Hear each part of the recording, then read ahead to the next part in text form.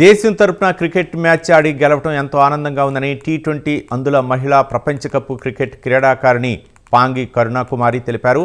అల్లూరు జిల్లాలో ఎక్కడో మారుమూల ప్రాంతం వంట్లమామిడి గ్రామంలో పుట్టి ఈ స్థాయికి రావడం సంతోషాన్ని ఇచ్చిందన్నారు.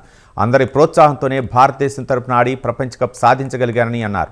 ఎంతోమందికి నేను ఒక ఉదాహరణ కావడం గర్వకారణమని అంటున్న వరల్డ్ కప్ విన్నర్ కరుణకుమార్తో మా ఉమ్మడి విశాఖ జిల్లా correspondent Chandrasekhar face to face.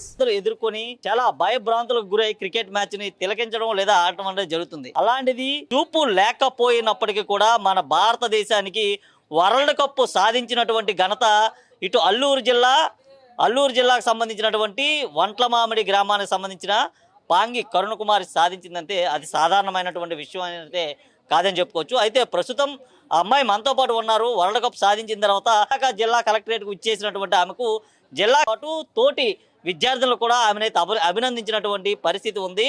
అయితే ఈ విషయంపై అమ్మాయి ఏం చెప్తుందో ఆ మాటలో తెలుసుకుందాం.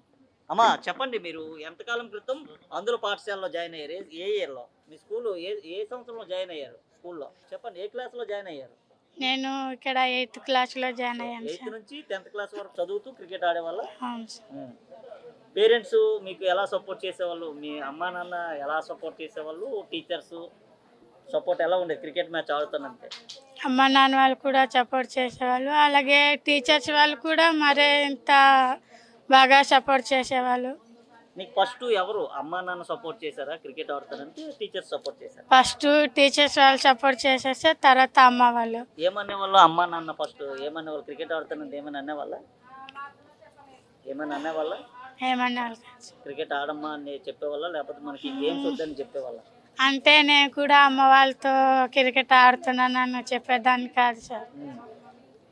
వాళ్ళకి తెలియకుండానే నువ్వు స్కూల్లో నేర్చుకున్నావు? అవును సార్. సో నీకు టీచింగ్ ఇచ్చినటువంటి కోచర్స్ ఎవరమ్మా? కోచింగ్ ఇచ్చారు Rajesh sir, PT madam, Satyavathi, అందరూ స్కూల్లో.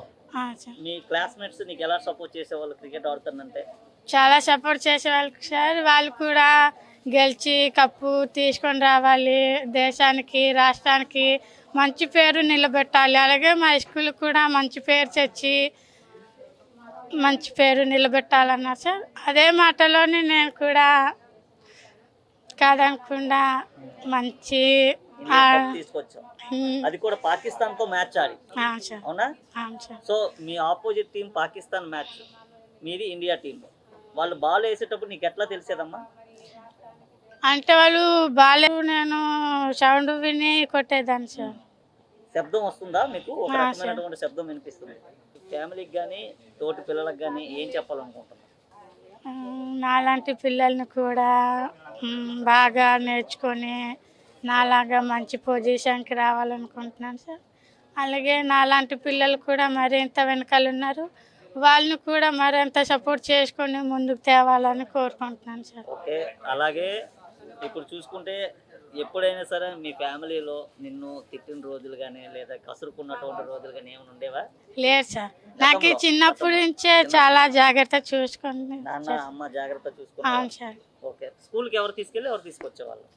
అంటే స్కూల్కి మా చెల్లి వాళ్ళతో వెళ్ళేదాన్ని, మా చెల్లి వాళ్ళే తీసుకొచ్చేవాళ్ళు సార్. అక్కడ టీచర్స్ నీ పట్ల ఎట్లా ఉండేవాళ్ళు? చాలా బాగా చెప్పేవాళ్ళు. సార్. ఇక్కడికి వచ్చే టీచర్స్ ఎలా చెప్పారు చదువు? ఇక్కడ కూడా బాగా చెప్తున్నారు సార్. ఇక్కడికి నీకు ఎవరు జాయిన్ చేశారమ్మా ఈ స్కూల్లో? ఏ మాస్టర్ లేకపోతే మీ ఊరు గ్రామానికి చెందినటువంటి ఎవరైనా తీసుకొచ్చి జాయిన్ చేశారా? ఏం పేరు ఆయన పేరు? వైస్ ప్రెసిడెంట్ మాది జాయిన్ చేశారు, కుమారస్వామి సార్. మీతో పాటు చాలా మంది తీసుకొచ్చారా? అంటే నాతో పాటు ఇంకిద్దరు వచ్చారు సార్. ఓకే. సో ఇప్పుడు నువ్వు ఈ స్కూల్కి వచ్చిన తర్వాత మన భారతదేశానికి ఒక మంచి వరల్డ్ కప్ని తీసుకొని వచ్చావు. నీకు ముఖ్యమంత్రి అంటే సీఎం చంద్రబాబు కానీ లేకపోతే ఉప ముఖ్యమంత్రి పవన్ కళ్యాణ్ కానీ ఫోన్ చేసి మాట్లాడడం కానీ, నారా లోకేష్ ఫోన్ చేసి మాట్లాడడం కానీ ఏం జరిగిందా? లేదు సార్. మీకు ఏమైనా విశేష ఏమని చెప్పారా? పోనీ సీఎం సార్ కలిసారా? కలిసాం సార్. ఏమనిపించి సీఎం సార్ ఏమన్నారు? ఇల్లు ఇప్పిస్తామన్నారు సార్. Okay, right. ఇంకా ఆడొచ్చు క్రికెట్ అని చెప్పారా? ఇంకా ఎవరికైనా కోచింగ్ ఇవ్వమన్నారా? చెప్పారు.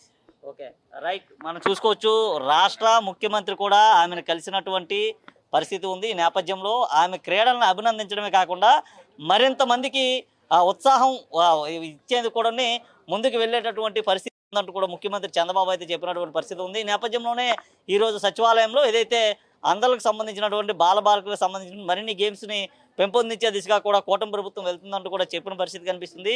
అయితే ప్రధానంగా చూసుకుంటే ఏదైతే పాఠశాలకు సంబంధించినటువంటి విశాఖలో ఉన్నటువంటి అందుల పాఠశాల ఏదైతే ఉందో అందుల పాఠశాల నుంచి 10వ తరగతి చదువుతున్నటువంటి పాంగి కరుణకుమారి అనేటటువంటి ఒక విద్యార్థిని ఈరోజు ప్రపంచవ్యాప్తంగా కూడా ఒక్కసారిగా ఆమె వైపు చూపు తిప్పుకునేలా చేసింది. ప్రధానంగా చూసుకుంటే ఆమెకు అంధత్వం ఉన్నప్పటికీ 2 కళ్ళు పనిచేయలేనప్పటికీ కూడా పాకిస్తాన్ అంటే మన శత్రు దేశమైనటువంటి పాకిస్తాన్ పైన పూర్తిగా కూడా ఆ క్రీడాకారులతో తలపడి భారతదేశానికి వరల్డ్ కప్ తీసుకురావడం దేశానికే గర్వకారణమని చెప్పుకోవచ్చు.